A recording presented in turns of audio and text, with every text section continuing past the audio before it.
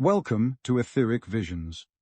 Today we have The Nightland. The Nightland is a classic fantasy and horror novel written by English author William Hope Hodgson and first published in 1912. Set in the distant future after the sun has died, the book explores a desolate earth shrouded in eternal darkness and plagued by monstrous entities. It is a foundational work in the dying earth subgenre, and was praised by H.P. Lovecraft as one of the most potent pieces of macabre imagination ever written. We'll be reading this book in parts. Today we'll start with part 1. Let's begin. The Nightland, by William Hope Hodgson. The dreams that are only dreams.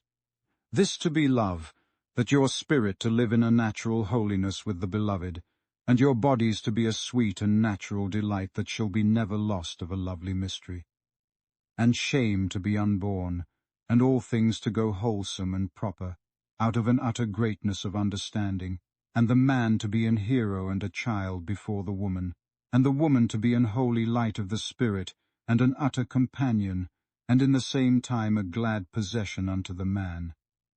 And this doth be human love.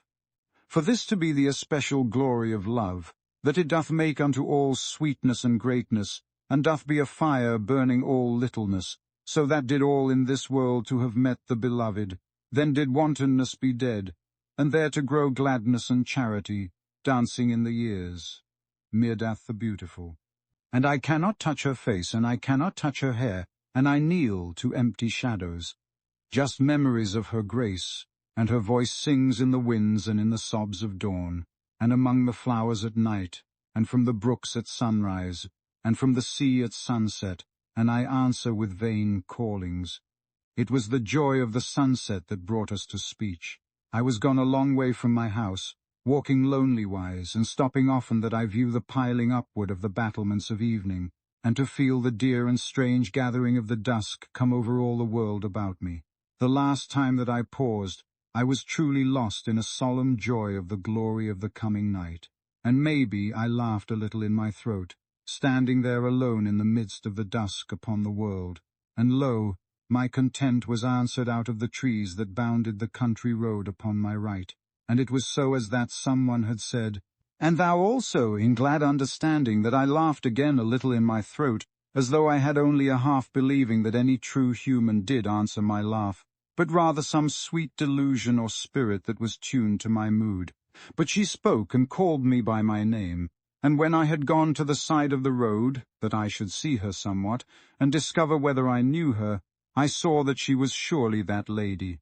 who for her beauty was known through all of that sweet county of Kent as Lady Mirdath the Beautiful, and a near neighbour to me, for the estates of her guardian abounded upon mine. Yet until that time I had never met her, for I had been so oft and long abroad, and so much given to my studies and my exercises when at home, that I had no further knowledge of her than rumour gave to me odd time, and for the rest I was well content. For as I have given hint, my books held me, and likewise my exercises, for I was always an athlete, and never met the man so quick or so strong as I did be, save in some fiction of a tale, or in the mouth of a boaster. Now I stood instantly with my hat in my hand, and answered her gentle bantering so well as I might, the while that I peered intent and wondering at her through the gloom. For truly rumour had told no tale to equal the beauty of this strange maid, who now stood jesting with so sweet a spirit, and claiming kinship of cousinhood with me, as was truth, now that I did wake to think. And truly she made no ado, but named me Frank by my lad's name, and gave laughter and right to me to name her Mirdath, and nothing less or more at that time. And she bid me then to come up through the hedge, and make use of a gap that was her own especial secret, as she confessed, when she took odd leave with her maid to some country frolic, dressed as village maids, but not to deceive many as I dare believe.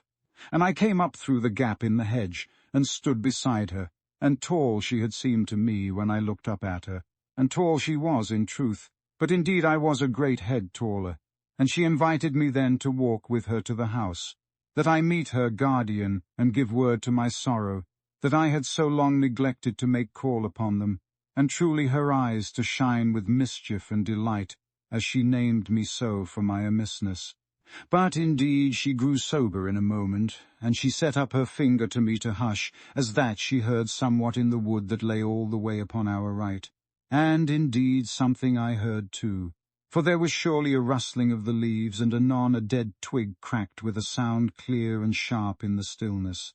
And immediately there came 3 men running out of the wood at me, and I called to them sharply to keep off or beware of harm, and I put the maid to my back with my left hand, and had my oak staff ready for my use. But the 3 men gave out no word of reply, but ran in at me, and I saw somewhat of the gleam of knives, and at that I moved very glad and brisk to the attack. And behind me there went shrill and sweet the call of a silver whistle, for the maid was whistling for her dogs, and maybe the call was also a signal to the men servants of her house. Yet truly there was no use in help that was yet to come, for the need did be then an instant, and I nowise loath to use my strength before my sweet cousin. And I stepped forward briskly as I have told, and the end of my staff I drove into the body of the leftward man, so that he dropped like a dead man. And I hit very sharply at the head of another, and surely cracked it for him, for he made instantly upon the earth. But the 3rd man I met with my fist, and neither had he any great need of a second blow, but went instant to join his companions, and the fight thus to have ended before it was even proper begun, and I laughing a little with a proper pride, to know the bewilderment that I perceived in the way that the Lady Meerdath, my cousin, stood and regarded me through the dusk of the hushed even. But indeed there was no time left to us, before there came bounding up 3 great boarhounds, that had been loosed to her whistle, and she had some ado to keep the brutes off me, and I then to beat them off the men upon the earth, lest they maul them as they lay. And directly there was a noise of men shouting, and the light of lanthorns in the night, and the footmen of the house to come running with lanthorns and cudgels, and knew not whether to deal with me or not in the first moment, even as the dogs. But when they saw the men upon the ground, and learned my name, and saw me proper, they kept well their distance, and had no lack of respect. But indeed my sweet cousin to have the most of any, only that she showed no intent to keep distance of me, but to have a new and deeper feeling of kinship than she at first had shown. And the men servants asked what should be done with the footpads, seeing that they were now recovering. But indeed I left the matter along with some silver to the servants, and very sound justice they dealt out to the men, for I heard their cries a good while after we had gone away. Now when we were come up to the hall, my cousin must take me in to her guardian, Sir Alfred Giles, an old man and venerable that I knew a little in passing, and because our estates abounded. And she praised me to my face, yet quaintly wise. And the old man, her guardian, thanked me most honourably and with a nice courtesy, so that I was a welcome house friend from that time onward. And I stayed all that evening and dined, and afterward went out again into the home grounds with the Lady Meerdath. And she more friendly to me than ever any woman had been, and seemed to me as that she had known me always. And truly I had the same feeling in my heart towards her, for it was somehow as though we knew each the way and turn of the other, and had a constant delight to find this thing and that thing to be in common, but no surprise, save that so pleasant a truth had so natural a discovery. And one thing there was that I perceived held the Lady Meerdath all that dear forenight, and this was indeed the way that I had my pleasure so easy with the 3 footpads. And she asked me plainly whether I was not truly very strong, and when I laughed with young and natural pride, she caught my arm suddenly to discover for herself how strong I might be, and surely she loosed it even the more sudden, and with a little gasping of astonishment, because it was so great and hard. And afterward she walked by me very silent, and seeming thoughtful, but she went never any great way off from me. And truly if the Lady Meerdath had a strange pleasure in my strength, I had likewise a constant wonder and marvel in her beauty, that had shone but the more lovely in the candle-light at dinner. But there were further delights to me in the days that came, for I had happiness in the way that she had pleasure of the mystery of the evening, and the glamour of night, and the joy of dawn, and all such like. And one evening that I ever remember, as we wandered in the parklands, she began to say half unthinking that it was truly an elves' night. And she stopped herself immediately, as though she thought I should have no understanding. But indeed I was upon mine own familiar ground of inward delight, and I replied in a quiet and usual voice, that the towers of sleep would grow that night, and I felt in my bones that it was a night to find the giant's tomb, or the tree with the great painted head, and surely I stopped very sudden, for she gripped me in that moment, and her hand shook as she held me. But when I would ask her what ailed, she bid me, very breathless, to say on, and, with a half-understanding, I told her that I had but meant to speak of the moon garden. That was an olden and happy fancy of mine. And in verity when I said that, the Lady Meerdath cried out something in a strange low voice, and brought me to a halt, that she might face me, and she questioned me very earnest, and I answered just so earnest as she, for I was grown suddenly to an excitement, in that I perceived she knew also. And in verity she told me that she had knowledge, but had thought that she was alone in the world with her knowledge of that strange land of her dreams, and now to find that I also had travelled in those dear strange dreamlands, and truly the marvel of it,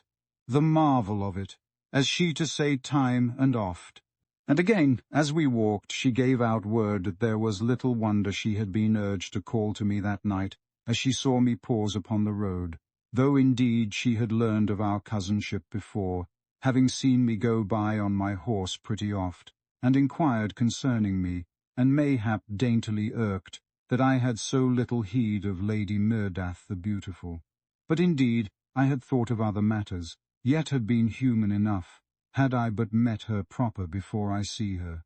Now you must not think that I was not utter stirred by the wonder of this thing, that we had both a dreamful knowledge of the same matters, of which each had thought none other knew. Yet, when I questioned more, there was much that had been in my fancies that was foreign to her, and likewise much that had been familiar to her, that was of no meaning to me. But though there was this, that brought a little regret to us, there would be, time and again, some new thing that one told, that the other knew and could finish the telling of, to the gladness and amazement of both. And so shall you picture us wandering and having constant speech, so that hour by hour we grew gladly aged in dear knowledge and sweet friendship of the other. And truly how the time passed I know not, but there came presently a hullabaloo, and the shouts of men's voices, and the baying of dogs, and the gleam of lanthorns, so that I knew not what to think, until, very sudden, and with a sweet and strange little laughter, the Lady Meerdath to perceive that we had missed the hours utter in our converse, so that her guardian made uneasy because of the 3 footpads had ordered a search, and we all that time a wander together in happy forgetfulness. And we turned homeward then, and came towards the lights. But indeed the dogs found us before we were come there, and they had grown to know me now, and leaped about me, barking very friendly, and so in a minute the men had discovered us, and were gone back to tell Sir Giles that all was well. And this was the way of our meeting and the growing of our acquaintance, and the beginning of my great love for Meerdath the Beautiful. Now, from that time onward, evening by evening, would I go a wander along the quiet and country road that led from my estate to the estate of Sir Giles. And always I went inward by the hedge gap, and oft I should find the Lady Meerdath walking in that part of the woods, but always with her great boarhounds about her, for I had begged that she do this thing for her sweet safety, and she to seem wishful to pleasure me, but truly to be just so oft utter perverse in diverse matters, and to strive to plague me, as though she would discover how much I would endure, and how far she might go to anger me. And truly well I remember how that one night, coming to the hedge gap, I saw 2 country maids come thence out from the woods of Sir Giles, but they were naught to me, and I would have gone upward through the gap, as ever, only that, as they passed me, they curtsied somewhat over-graceful for rough wenches. And I had a sudden thought, and came up to them to see them more anigh, and truly I thought the taller was surely the Lady Meerdath. But indeed I could not be sure, for when I asked who she did be, she only to simper and to curtsy again, and so was I very natural all in doubt, but yet sufficient in wonder having some knowledge of the Lady Meerdath to follow the wenches, the which I did. And they then very speedy and sedate as though I were some rack-rape that they did well to be feared of alone at night. and so came at last to the village green, where a great dance was afoot, with torches and a wandering fiddler to set the tune, and ale in plenty. And the two to join the dance, and danced very hearty, but had only each the other for a partner, and had a good care to avoid the torches. And by this I was pretty sure that they were truly the Lady Meerdath and her maid. And so I took chance, when they had danced somewhat my way, to step over to them and ask boldly for a dance. But indeed the tall one answered, simpering that she was promised, and immediately gave her hand to a great hulking farmer lout, and went round the green with him. And well punished she was for her waywardness, for she had all her skill to save her pretty feet from his loutish stampings, and very glad she was to meet the end of the dance. And I knew now for certainty that it was Meerdath the Beautiful, despite her plan of disguise, and the darkness and the wench's dress and the footgear that marred her step so great. And I walked across to her, and named her, whispering by name, and gave her plain word to be done of this unwisdom, and I would take her home. But she to turn from me, and she stamped her foot, and went again to the lout. And when she had suffered another dance with him, she bid him be her escort a part of the way, the which he was nothing loath of.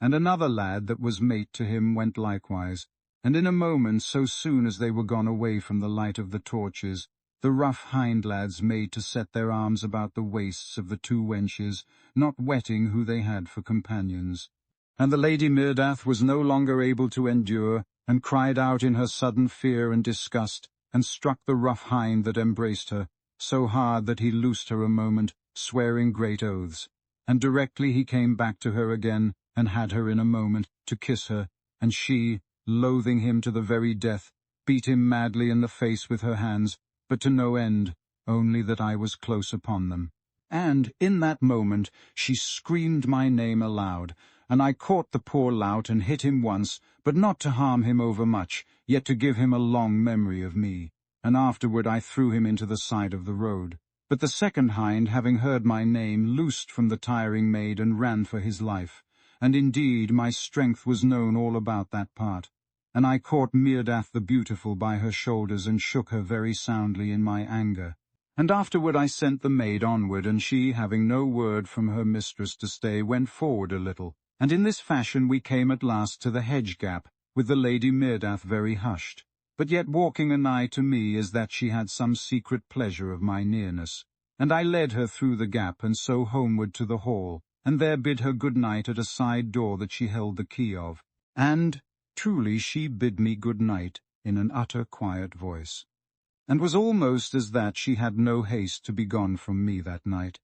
Yet when I met her on the morrow she was full of a constant impudence to me, so that, having her alone to myself, when the dusk was come, I asked her why she would never be done of her waywardness, because that I ached to have companionship of her, and instead she denied my need, and at that she was at once very gentle, and full of a sweet and winsome understanding, and surely knew that I wished to be rested, for she brought out her harp, and played me dear olden melodies of our childhood days all that evening, and so had my love for her the more intent and glad.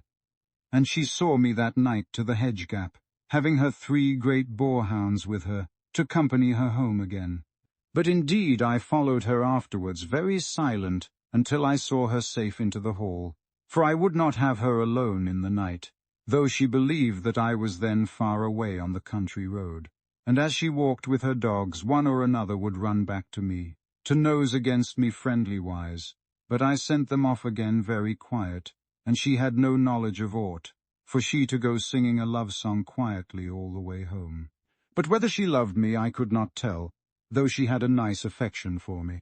Now on the following evening I went somewhat early to the gap, and lo, who should be standing in the gap talking to the Lady Meerdath, but a very clever-dressed man that had a look of the court about him, and he, when I approached, made no way for me through the gap, but stood firm and eyed me very insolent, so that I put out my hand and lifted him from my way.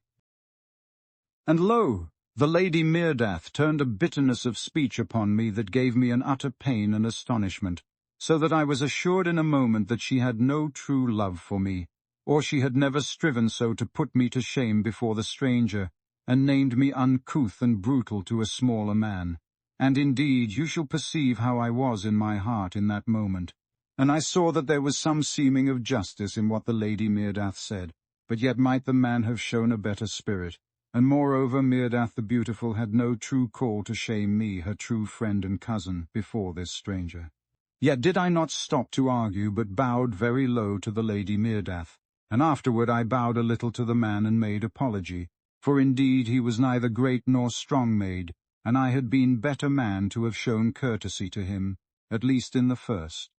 And so having done justice to my own respect, I turned and went on, and left them to their happiness.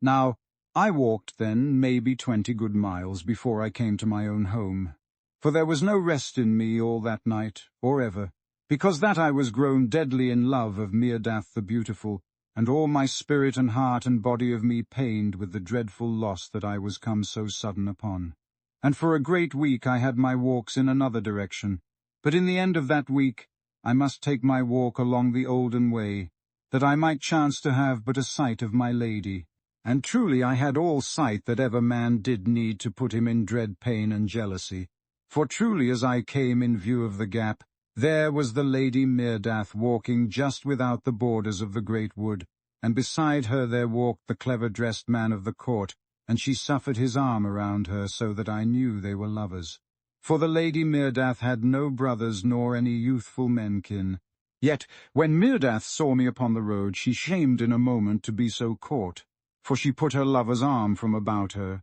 and bowed to me, a little changed of colour in the face, and I bowed very low, being but a young man myself, and so passed on, with my heart very dead in me. And as I went I saw that her lover came again to her, and had his arm once more about her, and so maybe they looked after me, as I went very stiff and desperate, but indeed I looked not back on them, as you may think. And for a great month then I went not near to the gap, for my love raged in me, and I was hurt in my pride, and truly neither had a true justice been dealt to me by the Lady Meerdath. Yet in that month my love was 11 in me, and made slowly a sweetness and a tenderness and an understanding that were not in me before. And truly love and pain do shape the character of man.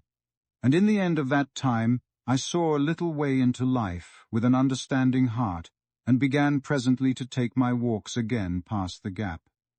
But truly Meerdath the Beautiful was never to my sight, though one evening I thought she might be not a great way off, for one of her great boarhounds came out of the wood, and down into the road to nose against me, very friendly as a dog oft doth with me. Yet though I waited a good time after the dog had left me, I had no sight of Meerdath, and so passed on again, with my heart heavy in me, but without bitterness, because of the understanding that was begun to grow in my heart.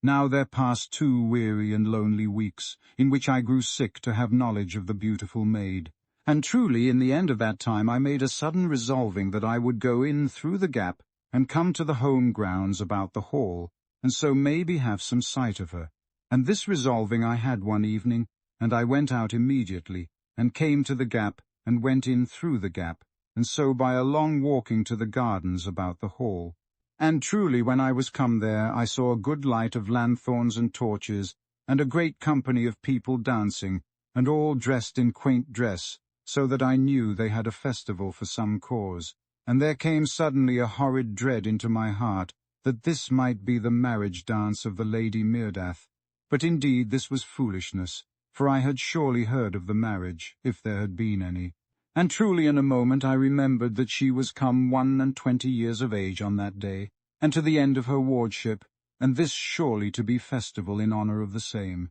And a very bright and pretty matter it was to watch, save that I was so heavy in the heart with loneliness and longing. For the company was great and gay, and the lights plentiful and set all about from the trees, and in leaf-made arbours about the great lawn. And a great table spread with eating matters and silver and crystal, and great lamps of bronze and silver went all adown one end of the lawn, and the dance constant upon the other part. And surely the Lady Meerdath to step out of the dance, very lovely dressed, yet seeming, to mine eyes, a little pale in the looming of the lights. And she to wander to a seat to rest, and, indeed, in a moment, there to be a dozen youths of the great families of the countryside in attendance about her, making talk and laughter, and each eager for her favour, and she very lovely in the midst of them, but yet, as I did think, lacking of somewhat, and a little pale seeming, as I have told, and her glance to go oddwise beyond the grouped men about her, so that I understood in a moment that her lover was not there, and she to be a lack in the heart for him. Yet why he was not there I could not suppose, save that he might have been called back to the court, and surely as I watched the other young men about her I burned with a fierce and miserable jealousy of them, so that I could near have stepped forth and plucked her out from among them, and had her to walk with me in the woods, as in the olden days, when she also had seemed near to love. But truly what use to this? For it was not they who held her heart, as I saw plain. For I watched her with an eager and lonesome heart, and knew that it was one small man of the court that was lover to her, as I have told. And I went away again then, and came not near to the gap for 3 great months, because that I could not bear the pain of my loss. But in the end of that time my very pain to urge me to go, and to be worse than the pain of not going, so that I found myself one evening in the gap, peering, very eager and shaken, across the sward that lay between the gap and the woods, for this same place to be as an holy ground to me. For there was it that first I saw Meardath the Beautiful, and surely lost my heart to her in that one night. And a great time I stayed there in the gap, waiting and watching hopelessly, and lo, sudden there came something against me, touching my thigh very soft, and when I looked down it was one of the boarhounds, so that my heart leaped, near frightened, for truly my lady was come somewhere nigh, as I did think, and as I waited, very hushed and watchful, yet with an utter beating heart, surely I heard a faint and low singing among the trees, so utter sad. And lo, it was Meardath singing a broken love-song, and a wander there in the dark alone, save for her great dogs. And I harked with strange pain in me that she did be so in pain, and I ached to bring her ease, yet moved not, but was very still there in the gap, save that my being was all in turmoil.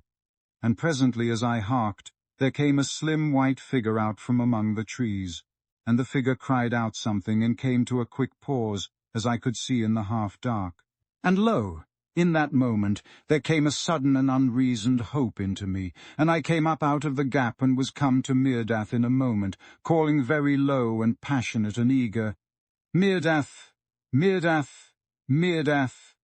Meardath." And this way I came to her, and her great dog that was with me, to bound beside me, and thought, mayhap, that it was some game.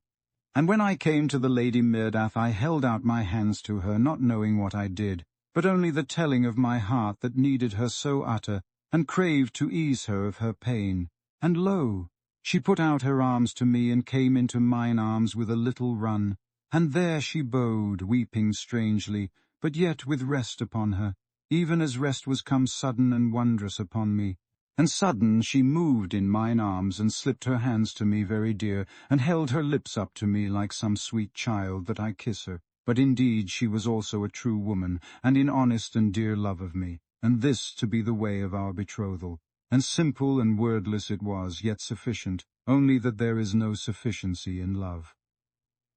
Now, presently, she loosed herself out of mine arms, and we walked homeward through the woods, very quiet, and holding hands as children do. And I then in a while to ask her about the man of the court, and she laughed very sweet into the silence of the wood, but gave me no answer, save that I wait until we were come to the hall. And when we were come there, she took me into the great hall, and made a very dainty and impudent bow, mocking me, and so made me known to another lady who sat there, upon her task of embroidering, which she did very demure, and as that she had also a dainty mischief lurking in her. And truly the Lady Meardath never to be done of naughty laughter, that made her dearly breathless with delight, and to sway a little, and set the trembling of pretty sounds in her throat. And surely she must pull down 2 great pistols from an arm-rack, that I fight a duel to the death with the lady of the embroidering, who held her face down over her work, and shook likewise with the wickedness of her laughter that she could not hide.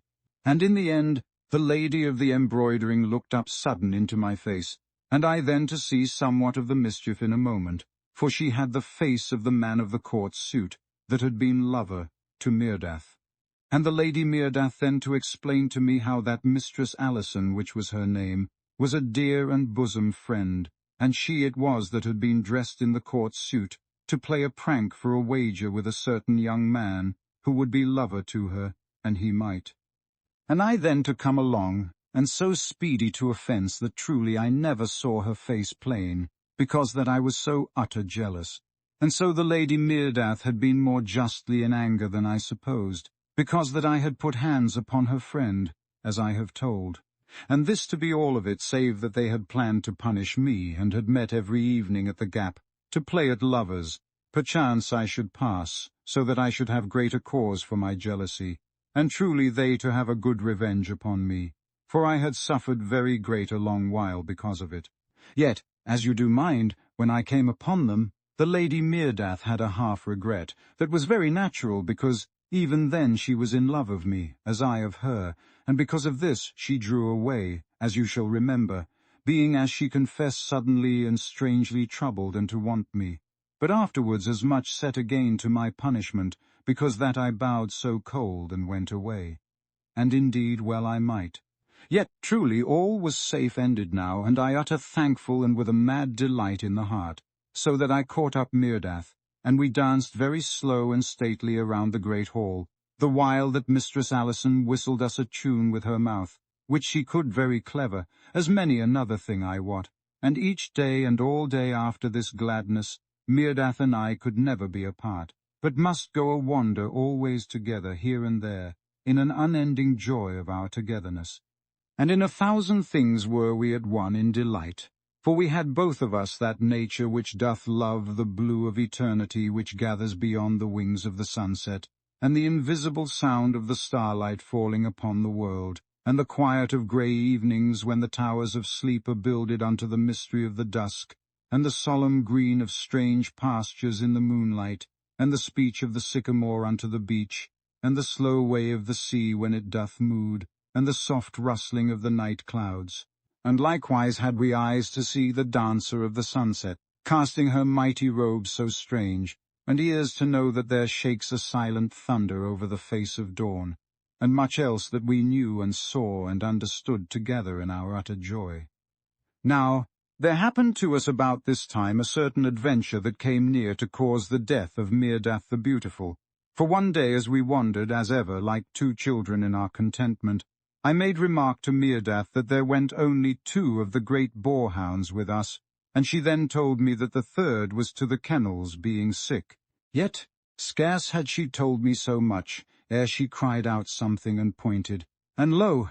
I saw that the third hound came towards us, at a run, yet very strange seeming in his going. And in a moment Meerdath cried out that the hound was mad, and truly I saw then that the brute slavered as he came running. And in a moment he was upon us, and made never a sound, but leaped at me in one instant of time, all before I had any thought of such intent.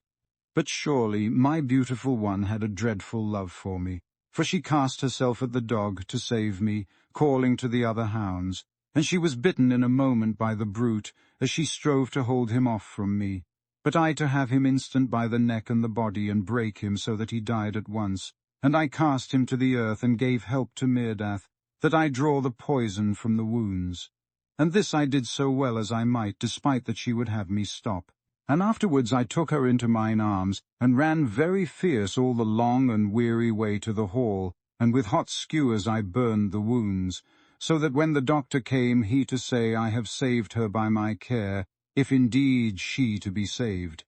But truly she had saved me in any wise, as you shall think, so that I could never be done of honour to her. And she very pale, but yet to laugh at my fears, and to say that she soon to have her health, and the wounds healed very speedy. But indeed it was a long and bitter time before they were proper healed, and she so well as ever. Yet in time so it was, and an utter weight off my heart.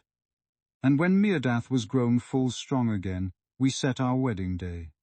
And well do I mind how she stood there in her bridal dress, on that day so slender and lovely as may love have stood in the dawn of life, and the beauty of her eyes that had such sober sweetness in them, despite the dear mischief of her nature, and the way of her little feet, and the loveliness of her hair, and the dainty rogue grace of her movements, and her mouth an enticement, as that a child and a woman smiled out of the one face, and this to be no more than but an hint of the loveliness of my beautiful one.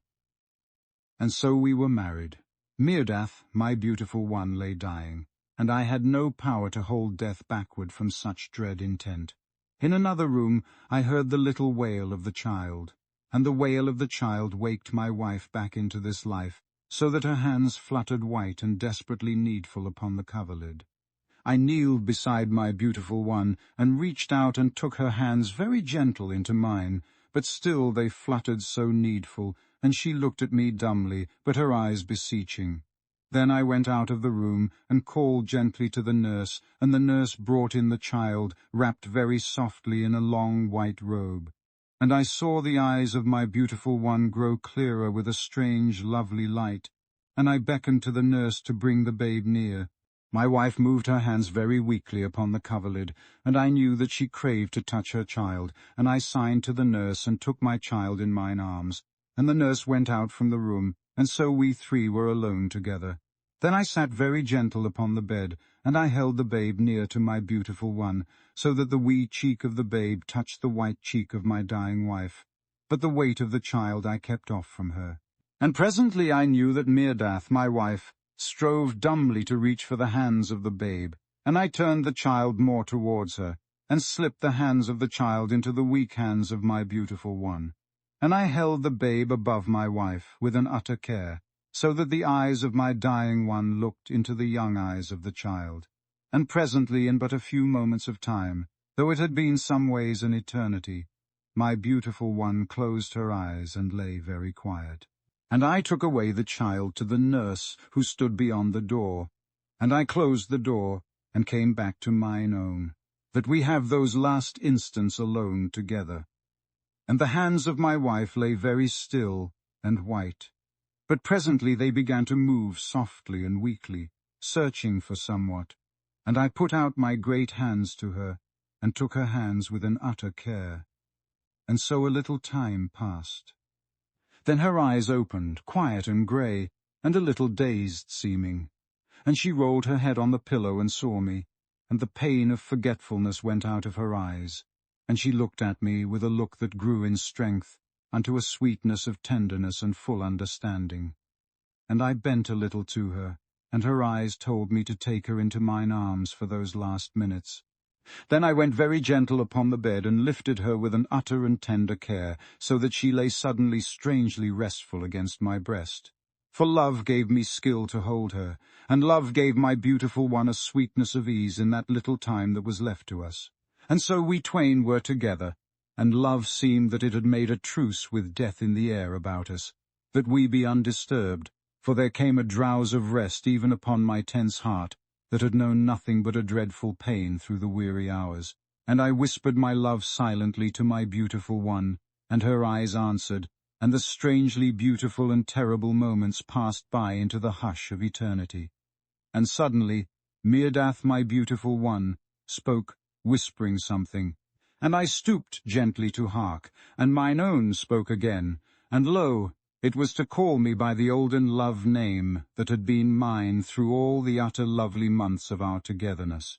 And I began again to tell her of my love, that should pass beyond death, and lo, in that one moment of time, the light went out of her eyes, and my beautiful one lay dead in mine arms, my beautiful one.